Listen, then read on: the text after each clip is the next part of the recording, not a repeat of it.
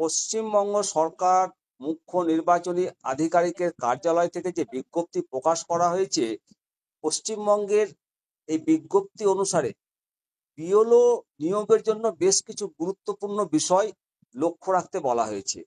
প্রথমত, জেলা নির্বাচন কর্মকর্তা এবং নির্বাচনী নিবন্ধন কর্মকর্তারা সকল ভোট কেন্দ্রে নিয়মিত গ্রুপ সি রাজ্য বা স্থানীয় সরকারি কর্মচারীদের নিয়োগের জন্য সর্বাত্মক প্রচেষ্টা চালাবেন। অবসরপ্রাপ্ত কর্মচারীদের নিয়োগ করা যাবে না।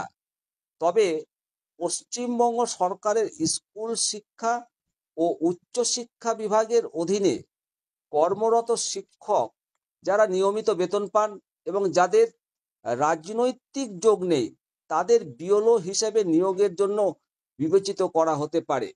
মনে রাখতে হবে, কেন্দ্রীয় সরকারি কর্মচারী, অঙ্গনওয়াড়ি কর্মী, চুক্তিভিত্তিক শিক্ষকদের বিএলও হিসাবে নিয়োগের জন্য নির্দিষ্ট ফরম্যাটে ভোট কেন্দ্র অনুসারে গ্রুপ সি বা তদূর্ধ্ব সরকারি কর্মচারীর অনুপস্থিত নিশ্চিত করতে হবে। তাহলেই তাদেরকে বিএলও হিসেবে নিয়োগ করা যেতে পারে। এই নির্দেশগুলো অনুসরণ করে নির্বাচন কমিশন সঠিকভাবে বুথ স্তরের কর্মকর্তাদের নিয়োগ নিশ্চিত করতে পারবে বলেই জানিয়েছে।